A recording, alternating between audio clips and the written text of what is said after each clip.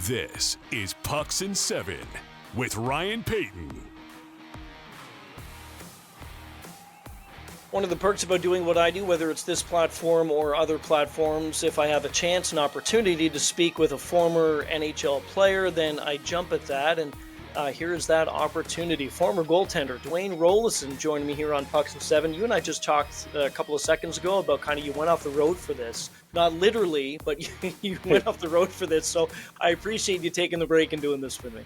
Yeah, no problem.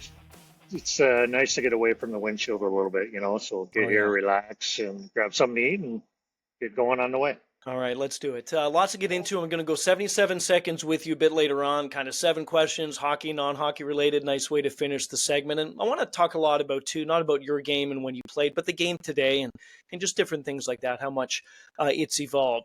Let's begin, though, with this quote, and I always remember this by Jacques Plante, and I may be paraphrasing a tiny bit, but he said he has the best job in the world when he's a goaltender. Everybody loves you, but when that red light goes on behind you, it's not good. Just take us into the mindset when you played being a goalie, the pressure, because I would assume there's more pressure felt by you, possibly in a goaltender, than there is with the rest of the team. Yeah, Jock's right. Like how many jobs in the world when you make a mistake, Right. somebody puts a red light on, the jumbotron focuses in on you, and you got 20,000 people screaming. Yeah, it's not fun. So that's your job. Whether you make the mistake or not, that always happens. So it's one of those things you gotta learn to deal with, and it's hard, and that's where you see the maturity and guys that have been 3, 4, 5 years in the game. Right. Versus the first or second year guy in the NHL level. It's a different animal when you get scored on. So it just mentally, how do you prepare? How do you refocus to prepare for the next shot or the next play? Because you can't really do anything about what's happened in the past. You got to focus on the future, and so just trying to get your mindset right. And that's a tough one to do and learn, and that's for me with the guys that I work with is trying to get them over that hump of understanding, hey, you're going to get scored on. Yeah, it's just the way the game's played and how it is, and we're not perfect. We're human, so we just got to figure out how we can adapt and refocus again to be the best we can and not let one goal turn into 2, 3, 4, or 5. How much do you love giving back to the game? The game gave you so much over the 14 years you played, even just other leagues and different times you put on the pads and on the skates. But how much do you enjoy giving back? You just talked about some of the players and different people that you speak to about giving their knowledge or your knowledge to them about goaltending. Yeah, I love giving back. The last 3 or 4 years I've been volunteering. So at Lake State, I was there for a couple of years, and now I'm at Niagara. So it's fun. It's enjoyable, especially at that level. They're all aspiring to be pros, to make the next step. And, so for me, it's fun to be able to talk to them, whether it's about goaltending, whether it's about scoring, whether it's about defending, or whether it's about life. It's really enjoyable, and I love doing it. Game has changed. I want to take you back to when you were signed as a free agent by the Calgary Flames in the mid-'90s.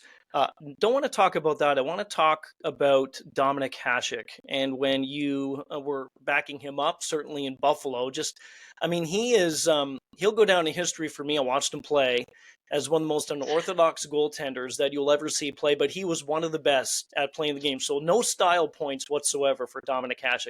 Can you take us into a little bit of his mindset? Any stories that you remember specifically about him when you first met him? Yeah, Dom was tough to get to know. Okay. For some whatever reason it is, him and I got along really well. That's good. Steve Shields before him, not so much. Even Marty Biron too. Marty, he was sort of in between Steve and I with relationship with Dom. And now that grew later on in Marty's career and Dom's career. But, for some reason, Dom was really open with me. probably because he didn't have to worry about me. I wasn't trying to take his job, or I wasn't going to get his job. Right. But he was awesome. Dom's he's got his master's in history. Like the things that people don't know about him, like he's a borderline genius, and to a point that in the locker room he didn't know guys' first names. He knew everybody by their nickname, and that was it. And it was pretty funny and comical in the locker room because guys would, hey, what's my first name? And he wouldn't know. So, but that's just to Dom. Dom just like that's how he was. But about him playing the game, yeah, he was very unorthodox. He didn't know what he was doing. Players didn't know what he was doing. Right. But there was a method to his madness. He was like 2 or 3 steps ahead of everybody else. That's why he was so good. He knew what was going on before the players receiving the puck knew what they were going to do with it. He was just able to read the game so well, and he stayed ahead of the play all the time. Like I remember we're in Dallas one night.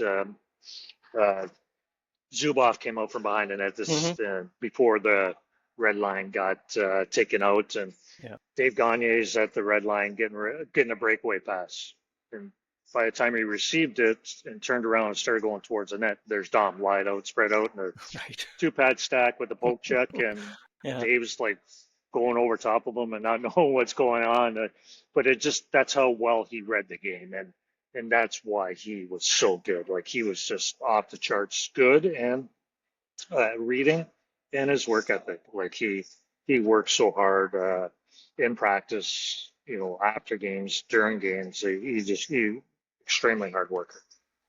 That's what makes the greats too, not just Dominic Hasek, but the greats like a Gretzky and the McDavids and the Lemieux and Bobby Orr. You knew the play before it happened, which is something I don't think you can teach. You're kind of built, given it, and you're born with that. You played with great players. You played behind great players. You faced great players in the 90s and throughout your career. Name me 3 that were probably the maybe the most fun to watch for you. I know that you can't just sit there and watch and be a fan when you're playing, but kind of the ones that you sat back and think, wow, these guys are the real deal. Well, I just remember one night, unfortunately, Steve Chason was the defender, and he's no longer with us, but I was playing with Calgary at the time, and we're in the old igloo in Pittsburgh, and Mario beat Steve Chason 3 times in the same one-on-one. And he comes back to the bench. He goes, hey, next time Pierre calls me to go on the ice and Mario's out there, tell him I heard, okay? But it just, Mario in his prime was so fun to watch, and just his ability and his knowledge of the game and knowing where guys were. And, Wayne did his thing, Mario did his thing in the same similar eras, but different eras. And Mario was a lot different than Wayne was, but he was always so fun to watch. And me having the front row seat, I'm glad I wasn't playing that night. It was Trevor Kidd, so he was, to me, was one of the great guys to watch. And then playing against Eiserman and Sakic, those 2 guys, I loved playing against them, but also hated playing against them just because of their abilities and their vision. And neither one of them had cannons for shots, but they were accurate. They're on the point, and so you have to be aware when they're on the ice and what was going on. You spent a number of years in the league. You spent time with a few teams. I want to go back to that trade, and it's certainly well documented when you were traded to Edmonton, and you guys went on an incredible run. I got the numbers. You had a .929 save percentage in that first round win over Detroit, and then you stopped 99 of 107 shots going through that second round. .934 save percentage in the Western Conference Final. I know it ended as well, obviously with the injury and what have you, but that run for you, number one, me in from going from one team to another, and then suddenly you find yourselves after some hard work into the playoffs right at the end of it, and then you go on this kind of magical run here. Yeah, it was surreal, the run, but I think getting traded there at first I knew a lot of guys in the organization, Hmm. but I didn't know them that well. Right. When I first got traded there, I knew Prongs from St. Louis's organization, and his wife and family weren't there at the time. So the first couple of days, we were on the road, I think, originally.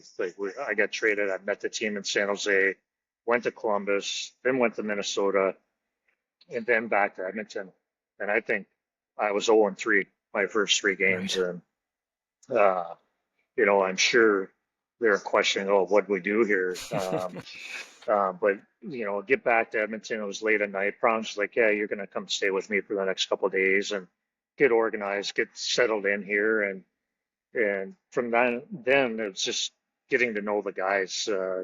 That team in Edmonton, leaving Minnesota, we were really close. Hmm. But going to Edmonton, like how close that organization from top Yeah. to bottom to the team itself was so close, and that gave us, I think, that was the biggest reason why we had success. Was just how close we were, and nobody was bigger than anybody else, and Mm. everyone did every small thing to win a hockey game, and that's from the presidents down to management down to equipment guys to medical guys and to the players. And I think that was our big success, is how close of a team we were, and that allowed us to have success on the ice. Must tug at your heart a bit more the last couple of seasons with Edmonton being so close to winning to winning that cup. Yeah, Yeah. it's I've been fortunate enough to be able to get out Yeah. for a few games out there, and you know, it's, I'm lucky. My youngest is a Oilers fan, so he Hmm. lived in Edmonton. He moved back there and finished high school in Edmonton. So he's an Oilers fan, and he likes to watch the games. So my other guy is a Dallas fan, so he didn't come out the first year because they were playing Dallas in the Hmm. playoffs when we went out. But the second last year he went out with us. So, um, but it's always fun going back. It's a great place to play, and I really enjoyed my time there. Really enjoyed the fans and the city. It's a great place for people who have never been out there. Yeah. It's a lot of fun. It's enjoyable, and it gets a bad rep, but Yeah. it's not warranted. It's I really enjoyed my time. My family did, and like I said, my youngest went back and went to high school there and played Yeah. hockey there, and he loved it as well. 94 again, you came in, and going back to the magical run that you guys had with Edmonton, want to go to quickly that save you made, and I'm sure you remember it, on Jonathan Cheechoo in that double overtime. I was watching it the other day because I knew you were coming on, and I remembered when it happened, and I've been watching it off and on for the last however number of years it's gone. But uh, that was unbelievable. Is it fair to say that's probably your best save that you made in your career? At the Um, biggest moment, perhaps? I think at the biggest moment, Yeah. yes, at the biggest moment, it in overtime, and for us, having lost in San Jose and then coming back to that was sort of like a turning point. I don't want to say I was a turning point. I think as a team, Hmm. we turned the tables in that game. Yep. The momentum was on our side. We just weren't able to score as much, and just making that save, it just sort of allowed our guys some breath of fresh air and just sort of, hey, all right, we're good. Yep. We just got to go score. And I was fortunate enough to know who was on the ice and who was coming and what Hmm. was going to happen, almost a Hasek-ish, Hmm. sort of make the read and know what's going on before and sort of set yourself up to make the save. And you know, lucky, lucky, but also did everything right to get there and Right. make the save. So, I was able to read what Joe was doing and was able to get a glove on Cheech, who I think he had scored 50 of that year or You something like did. that. You did. So it's one of those ones that you look back during a playoff run and say things would have been different, Yeah. but we were able to win and go on and win the series. The game is different today. It is more wide open. It's a lot faster. They shoot the pucks a lot harder. It's just incredible where the game is at. Just kind of the changes that you've seen. And I always ask this too about somebody who's been in the league a while ago, and if they were in the league right now. I mean, how do you think you would be able to fare in this league? Because with all the different changes and just how skilled all these players are. Not saying the word skilled when you played, but it's a little bit different.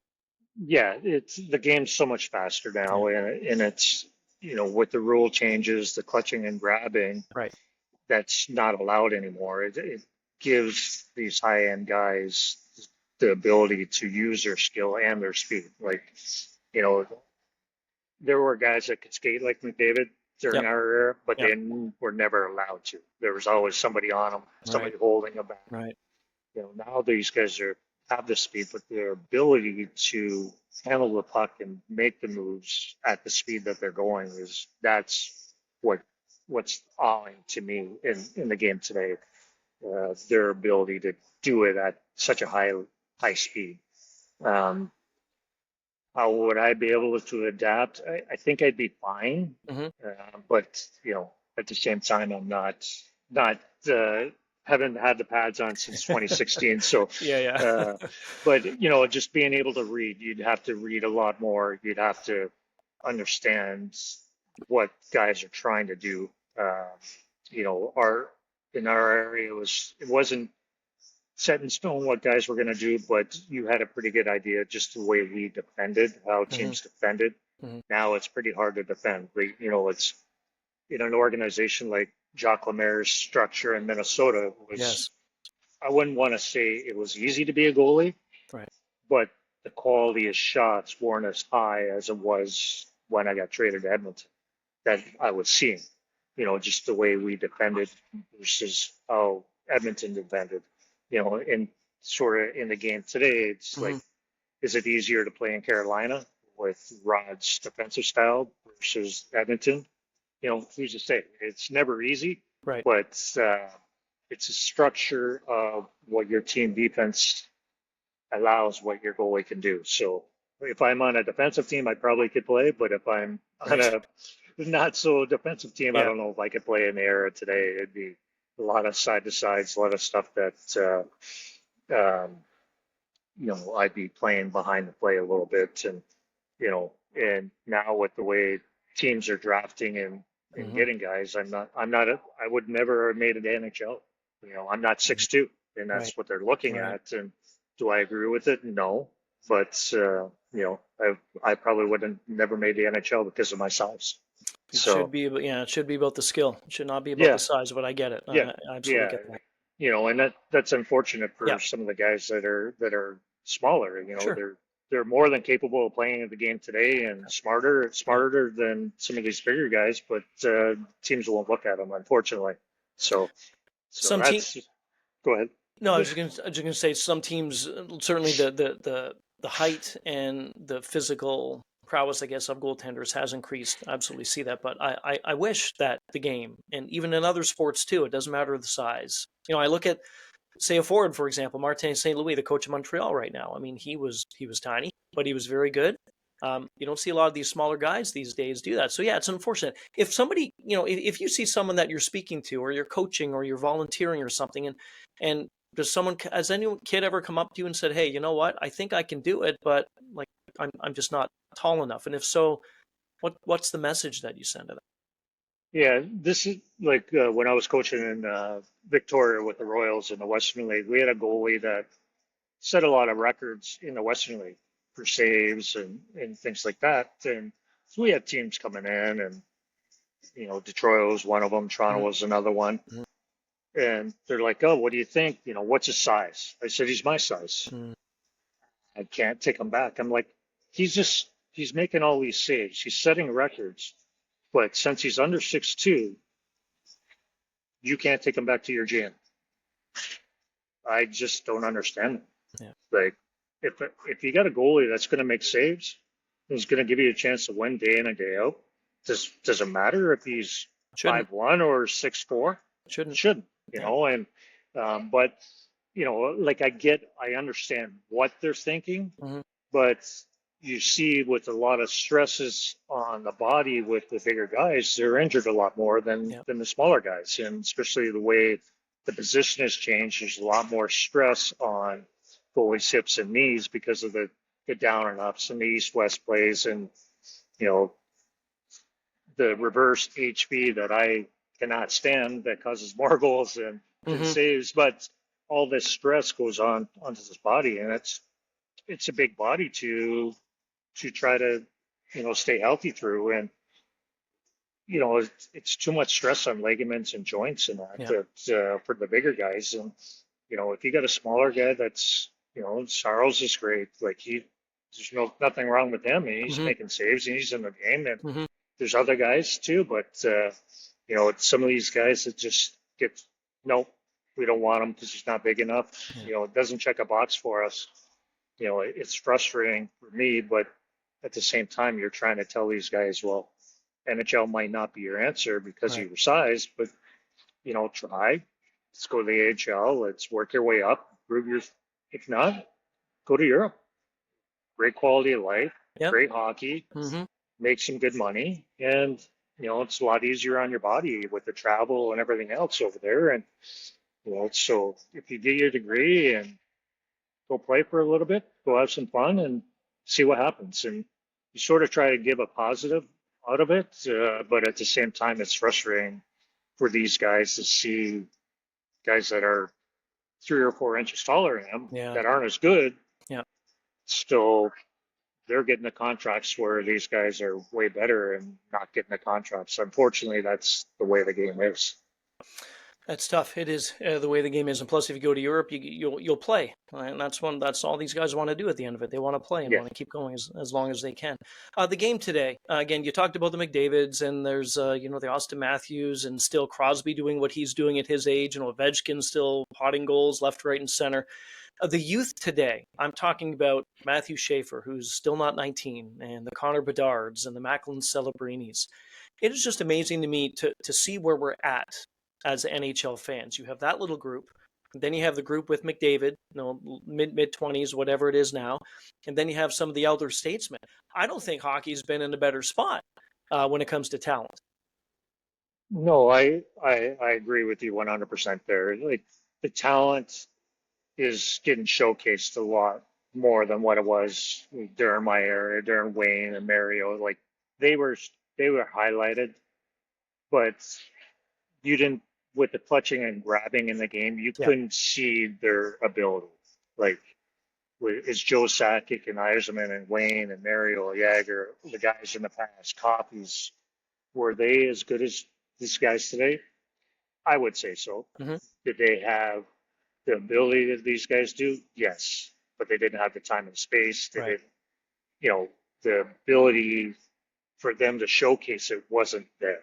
You know, you were in awe with some of their plays they made, but, you know, if these guys, as soon as they touch a puck, you're in awe because they can build speed. They have time and space to build speed, right? And, you know, is that because of them, or is that because of the game? You know, that's up for debate. But you know, but the what TV is doing for the game, for these guys, the social media, as much as it's bad, it is good for the game. Like, these guys are, like, you got kids now watching what they're doing through social media. Now you see all these kids trying this stuff where, as when I was a kid, you didn't see guys try that because they'd have to sit on the bench. Now it's like, you know, the Zegrases of the world, like, you know, pulling stunts during shootouts, like, guys in our era wouldn't have done that because he's pretty good at the shootout. But guys, what he's doing, guys wouldn't do that because they're afraid to get sent down or afraid to be sat on the bench. You know, now these guys just do it. It's because that's how they've lived and grown up, and that's where the game is, and it's where the media is at, and you know, growing the game. And I agree with you.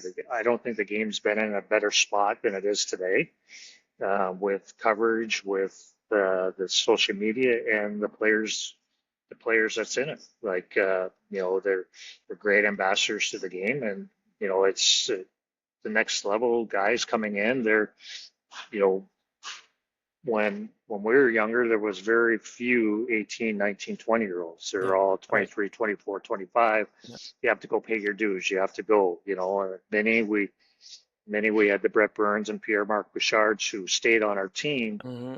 but they had limited amounts of ice time at the time. They grow, learn, and understand. But now these guys are getting thrown right into the world like the Bedards. Hey, Yeah. go, you're playing 12, 15, 20 minutes a night. You go play, and live.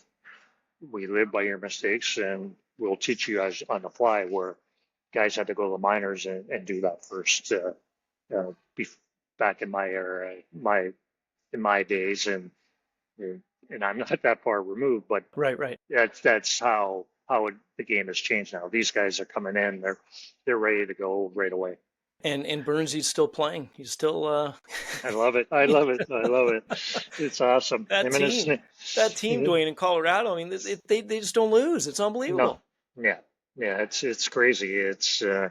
I'm still in touch with Freddie Anderson a lot, Yeah. and Yeah. I'm happy he's playing well and he's Yeah. staying healthy this year. That's And big. Yeah. I love watching Burnsy play. It's just seeing him and thinking back to him and being an 18-year-old and all the silly things he used to do and say. And I'm sure he still it's just, does them, right? oh, I'm sure he does. I'm sure he does. Yeah. But it's awesome. But that's part of the guys learning. Take care of your body. You can play as long as the game allows you to play, and the organizations allow you to play. If you're taking care of your body and doing Yeah. things right, you know, time's not an animal. It's on your side. And Because you, he's in a great spot with a really good team in Colorado. yeah, So good yeah, on him. yeah. Let's do 77 seconds with you. 7 questions. Again, no timer. So here we go. Four Nations. I assume that you loved it like we all did. Should that replace the All-Star game? Yes, I think it's a great change. I don't think you can do it every year, just because of the physical side of it. The Mhm. All-Star game, I think it's a little boring. It's great to see the skill, and that's in my era. It was great to see the skill that the guys had that you couldn't see in a game. Now today, like maybe it's totally different. Not even an all-star game, just a skill session Yeah, where guys can go show off their tricks and all that other good stuff. I agree. Toughest shooter that you ever faced when you played? I think Eiserman, Sakic were the Okay. toughest shooters. Just to see their release and find their release. The hardest was probably growing up with them was Rob Blake. Yeah. I hated practicing with him and hated seeing seeing him against him. And Yeah. and obviously Al McGinnis, Yeah. he had a cannon.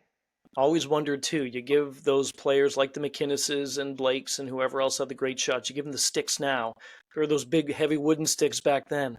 Just what they would do. Yeah, 3-on-3. More 3-on-3, or after 5 minutes go to the shootout. I say more 3-on-3. I love the 3-on-3. I like the look of it. It sort of showcases the skill level, like we talked about, Mhm. especially with the younger guys and their ability to play the game. The shootout to me, it's okay, but I hate deciding games on shootouts like the Olympics and all Yeah. that stuff. I hate the shootout. It's a luck of the draw. Like Yeah. it could be a fluky one goes in. I'd rather see a skill play or something like that in a 3-on-3 and a game. I've said this all the time in hockey. You can outplay a team, outshoot them 45-10, yet it's 2-2, and then you go to the shootout, and then that team that you outshot ends up winning. It's not a one-on-one game; it's a team Yeah, sport. yeah. Favorite city to play in? Go to a game in to play in outside of the teams that you played for. Oh, geez. Favorite barn to visit. Outside. Favorite barn to visit. I like going to the old Joe Okay.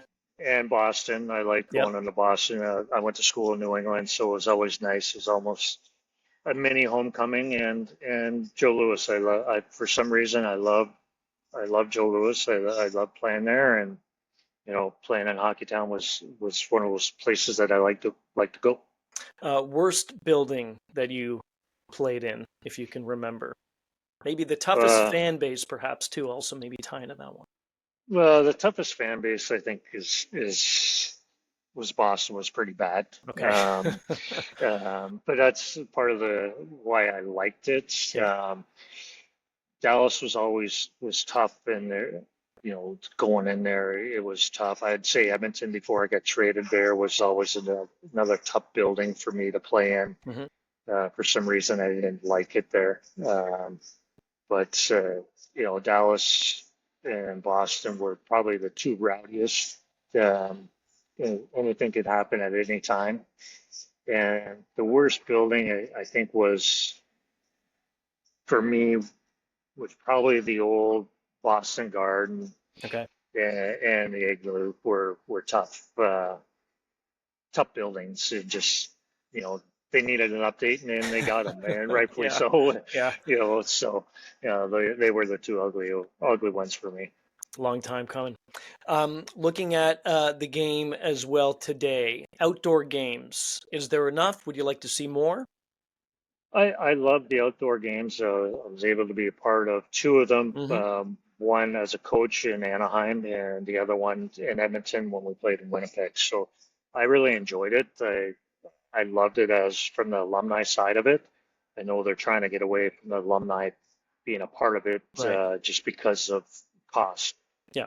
But I think it's great, and I think it's time and a place. Mm-hmm. And I think the league is doing a good job of trying to balance it, and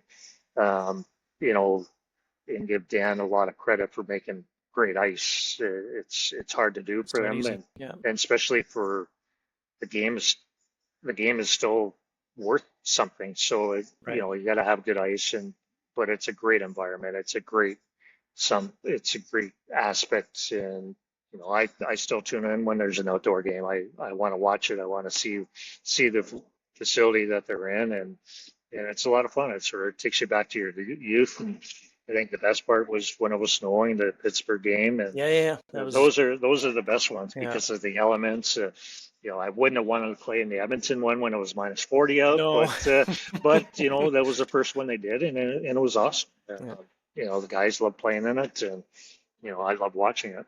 Doesn't matter how much adrenaline you have pumping, you still can't get warm in minus 40. Yeah. All those bad. Well, there's no chance. Exactly. Last one. When you were playing during the off season, what was your go-to, your favorite activity to do in the off season between years? Yeah, in the off season, just hanging out with family. Just with the kids, they're young, they're playing soccer. I played soccer growing up, and my wife's a pretty good golfer. If I don't play well, she beats me. So, as a family, we did a lot of golf and then run the kids around to their sporting events and just doing family time, and then trying to get on the water as much as we can. We live in Port Dover in the summertime, so beautiful. We're on the water a lot. So we get out in the boat and do a lot of water sport stuff. So that for me, that was it.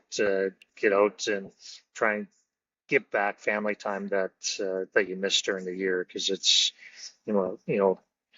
thankfully I have a very independent wife, and during the season, if our wives aren't or spouses aren't independent,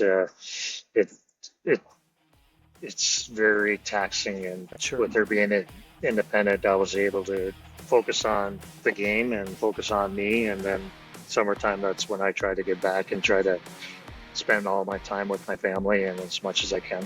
That's a big win. Dwayne, you made some stops in your career. You made one stop today for me, so I do appreciate that, and I would love to have you back on. It's been a lot of fun. Yeah, it's been great. Thanks, Ryan. I appreciate it, and let me know anytime. This has been Pucks in 7, available on the SiriusXM app and wherever you get your podcasts.